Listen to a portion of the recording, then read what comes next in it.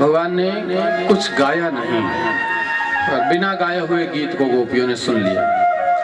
कैसा गीत है? शुकदेव जी उस गीत की विशेषता वर्णन कर रहे हैं। अनंग वर्धनम गीतम निशम्य। जो गीत गोपियों ने सुना था वो गीत था अनंग वर्धन, उनके हृदय में आनंद की वृद्धि कर देने वाला गीत था, या उनके हृदय के हर प्रकार के काम विकारों को नष्ट कर देने वाला गीत था। तो मैं किसी को नहीं बताऊं, अलक्षितोद्यमा छिप करके अकेले प्रभु से मिलने के लिए घर से निकली। ललिता ने सुना तो उसको लगा मेरा नाम ले रहे हैं, तो मैं किसी को क्यों बताऊं, मैं चुपचाप जाती हूँ प्रभु से मिलने, निकल पड़ी। विशाखा ने सुना, उसको लगा कि मेरा नाम ले रहे हैं प्रभु, बताना नहीं किसी को, चुपचाप निकली घर से। चित्रा ने सुना, उसको लग रहा मेरा नाम है, मैं किसी को क्यों बताऊंगी, वो भी निकली। अलक्षित बिना किसी को बताए चुपचाप प्रत्येक गोपी अपने अपने घर से निकली, भगवान का दर्शन करने के लिए चल पड़ी। रास्ते में एक स्थान पर सारी एकत्र हो गई, एक दूसरे को देख करके आश्चर्य हो, कहां जा रही हो? मुझे प्रभु ने बुलाया। उसने कहा मेरा नाम भी तो लिया। तीसरे ने कहा मुझे भी तो बुलाया। समझ गई आज तो लीला करनी है प्रभु। मिल करके चलते हैं, सारी गोपियां जा रही हैं मिल करके।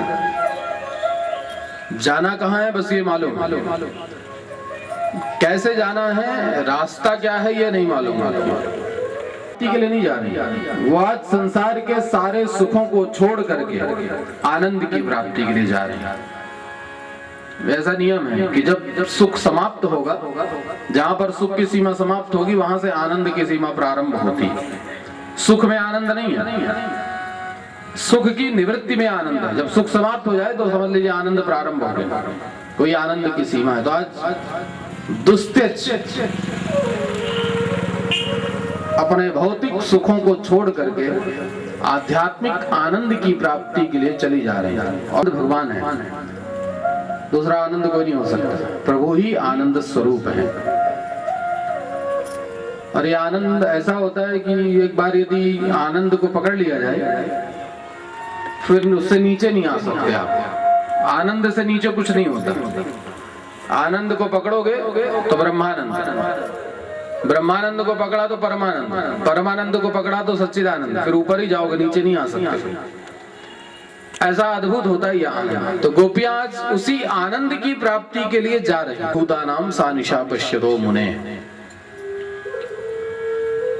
जो रात्रि हमारे आपके सोने के लिए होती है उस समय योगी लोग नहीं सोते। जब हम आप सोते हैं ना, बड़े बड़े संत महात्मा उस समय नहीं सोते, वो जागते हैं और माला जाप करते हैं। बड़े बड़े संतों को आपने देखा होगा, वो रात में नहीं सोते। वो रात में जानते हैं अब शांति, अभी सब लोग सो गए होंगे तो चलो शोर और नहीं होगा तो बैठ के भजन करें, एकांत है, मन लगेगा। श्याम जागा अभिमान, जैसे हाथ पकड़ कर नृत्य करना शुरू किया, गोपी ने सोचा मैं सुंदर हूँ, इसलिए तो प्रभु ने मेरा वर्ण कर दिया। समझ गया, अभिमान आ गया, अब छोड़ना पड़ेगा इसको। भगवान कभी अभिमान नहीं सहन करते, उनका भोजन है, भक्तों का अभिमान ही खाते हैं, ये उनका भोजन है। गोपी के मन में अभिमान आया, छोड़ा। दूसरी गोपी का हाथ पकड़ा, उसने सोचा उससे श्रेष्ठ मैं हूं, तब तो उसको छोड़ करके मेरे पास आए, इसको भी छोड़ा। तीसरी गोपी का हाथ पकड़ा, उसने सोचा उन दोनों से श्रेष्ठ और सुंदर मैं हूं, भगवान केवल मेरे हैं। भगवान ने कहा ये बात ठीक नहीं है। यदि तुम ये कहो कि भगवान मेरे हैं तो भगवान नहीं प्रसन्न होते कभी। हाँ, यदि ये आप कह दो कि हम भगवान के हैं तब तो ठाकुर जी प्रसन्न हो जाएंगे। आप अपना समर्पण कर दो भगवान को कि हम भगवान के हैं, तब तो भगवान प्रसन्न है। एक एक करके गोपियों के मन में मान का संचार होता गया और भगवान उनके अभिमान को दूर करने के लिए गोपियों के बीच से अदृश्य हो गए, चले गए प्रभु। प्रश्माय प्रमादाय तत्रीवांतर अधीयत। उनके प्रमाद को दूर करने के लिए, उनकी भक्ति की पराकाष्ठा को बढ़ाने के लिए भगवान गोपियों के बीच से अदृश्य हो। नूनम भगवान हरिरीश्वर यन्नो विहाय गोविंदो प्रीतो यामनयद्रः। एक गोपी ने कहा ये निश्चित रूप से वो है जो भली भांति भगवान की आराधना ही करती और कुछ नहीं करती। जो भगवान की आराधना करे अर्थात राधा ही उनके साथ गई होगी और कोई नहीं हो सकता। उसी के प्रेम में भगवान हम सबको छोड़ करके उसे लेकर के चले गए। राधा जी के भाग्य की प्रशंसा होने लगी। कितनी भाग्यशाली है कि प्रभु के साथ गई है। उन्हीं चरण चिन्हों को देखते हुए आगे गई। एक स्थान पर वृक्ष के नीचे थोड़े पुष्प पड़े हुए थे, फिर अनुमान लगाया कि यहाँ पर प्रभु ने अपनी राधा रानी का श्रृंगार किया होगा।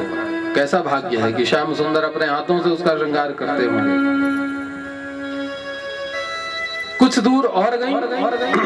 कुछ दूर जाने के बाद देखा यहाँ से भी प्रभु के चरण चिन्ह अदृश्य हो चुके हैं, केवल उस गोपी के चरण दिख रहे हैं, राधा के चरण दिख रहे हैं। अनुमान लगा लिया कि शायद इसे भी छोड़ दिया, इसके मन में भी आ गया होगा अभिमान। राधा जी को लेकर के गए प्रभु। चलते चलते राधा के मन में भी अभिमान का संचार हुआ। गोपियां तो श्रेष्ठ हैं पर उन गोपियों में सर्वश्रेष्ठ मैं हूं, इसलिए सबको छोड़कर अकेले मेरा वर्ण किया प्रभु ने। अभिमान आते ही कह दिया उसने, प्रभु न पारे हम चल तुम नैवाम यत्र ते मनः। अब मैं थक गई हूँ चलते चलते, मेरे सामर्थ्य नहीं है आपके साथ चलने का। अब आपकी जहाँ इच्छा हो अपने साथ मुझे ले चलिए, मैं नहीं चल सकती। मनी मन भगवान ने कहा जब तुम नहीं चल सकती तो मैं जबरदस्ती नहीं ले जाऊंगा राधा। कोई बात नहीं, स्कंध आरोह्यता में थे, मेरे कंधे पर बैठ जाओ, मैं ले चलता हूँ। राधा जी तैयार हो गए। भगवान झुके, राधा बैठने को तैयार हुई। उसी क्षण प्रभु अदृश्य हो गए। अकेली विरह से व्याकुल भगवान को ढूंढती ढूंढती वृक्ष के नीचे विराजमान है। इधर से गोपियां भी पहुंच गई। छोड़ दिया प्रभु ने, कोई बात नहीं राधा आ जाओ हमारे साथ, मिल करके ढूंढते हैं। मिल करके प्रभु का अन्वेषण कर रही हैं पर भगवान नहीं मिले।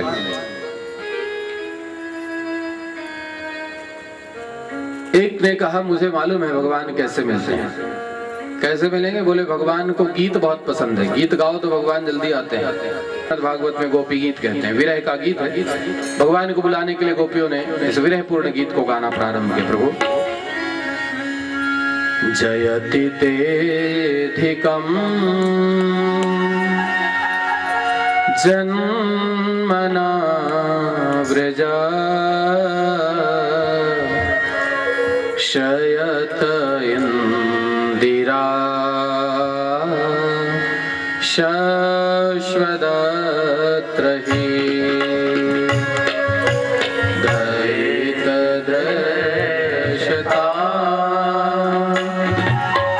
दीक्षुतावता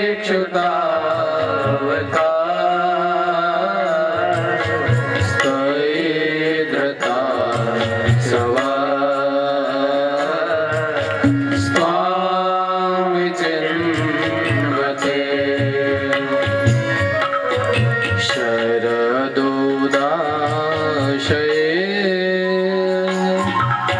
साधु जात सा सरसी जो धरा श्रीमुषादृशा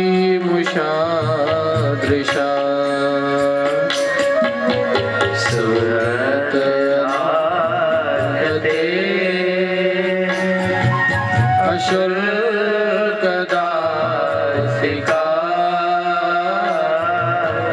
वरदनो घ्नतो नेगिं वद विषजलाप्यया व्यालराक्षसा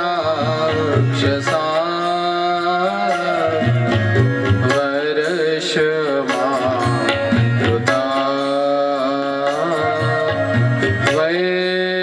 वैद्युतानला। अत्र इंदिरा शश्वस्त्रयते।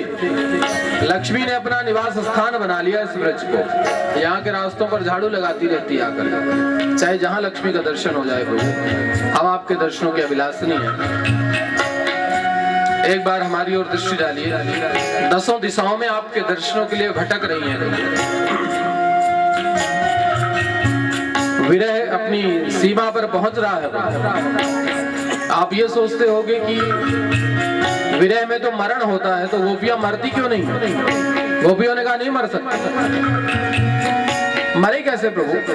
काल रूपी चोर जब प्राणों को चुराने आता है तो प्राण मिलते ही नहीं है, क्योंकि हमने प्राण तो आपके अंदर रख दिया है। तो ही धृतराष्ट्र हुआ, मरे कैसे? नहीं मर सकते।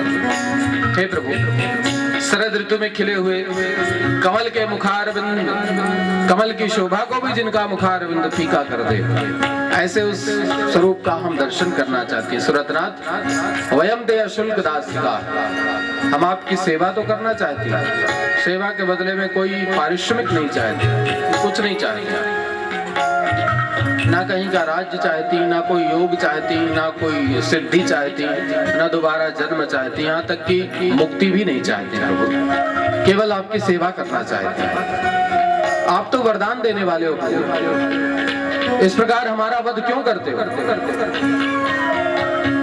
मारना ही था तो पहले क्यों बचाया था? इतने बड़े बड़े संकट आए, पूरे यमुना में कालिया का विष फैल गया था, उसी विष को पीकर मर जाते अच्छा रहता। क्यों कालिया को हटाकर हमारी रक्षा की? अघासुर के मुख में जलकर भस्म हो गए होते प्रभु, क्यों अघासुर को मारकर बचाया हमें? भगवान नहीं आए। गोपियों ने सोचा ऐसा उलाहना का मार्ग ठीक नहीं है, हम तो भगवान से प्रार्थना ही करें तो ठीक है। फिर हाथ जोड़ लिए, प्रभु आपके चरण कमलों का आश्रय जिसको प्राप्त हो जाता है वो संसर्तेर भयात विरचिता भयम, संसार के हर प्रकार के भय से विमुक्त हो जाता है, उसे कोई डर नहीं होता। हे कांत, हे आनंद स्वरूप, हे कामत, हमने सुना है कि आपका एक नाम है कामदनाथ। चित्रकूट में आप कामदनाथ के नाम से विराजमान हो। चित्रकूट में लोग आपको कामदनाथ कहते हैं। कामद का मतलब होता है कामम ददाति इति कामद, जो कामनाओं की पूर्ति करे वो कामद है। तो चित्रकूट में बैठकर आप सबकी मनोकामना को पूर्ण कर रहे हो। तो प्रभु यदि आप वास्तव में कामदनाथ हैं, कामनाओं की पूर्ति करते हैं, तो हम अकिंचन दासियों की भी एक मनोकामना पूर्ण कर दीजिए। शिरसि देहि न श्री करग्रहम्, एक बार अपने दोनों हाथ हमारे सिर पर रख दीजिए प्रभु। इसके अतिरिक्त हमारे मन में कोई काम ने जो रूप धारण किया है, कामदेव भी यदि उस रूप को देख ले तो उसका मन व्याकुल हो जाएगा। ऐसे सुंदर स्वरूप को धारण करके गोपियों के मध्य रास बिहारी सरकार का प्रागट्य हो गया। बोलिए रास बिहारी सरकार की जय। इस अद्भुत आनंद का दर्शन करके गोपियों का रोमांच हो गया, अद्भुत स्थिति हो गई। किसी ने चरण पकड़ लिए, किसी ने हाथ पकड़ लिया, अलग अलग प्रतिक्रियाएं करने लगी। एक गोपी ने वही प्रक्रिया की जो आपने सुना होगा, जब भगवान राम जनकपुर गए थे तो जनकपुर की स्त्रियों ने जब भगवान राम को देखा था तो क्या किया था?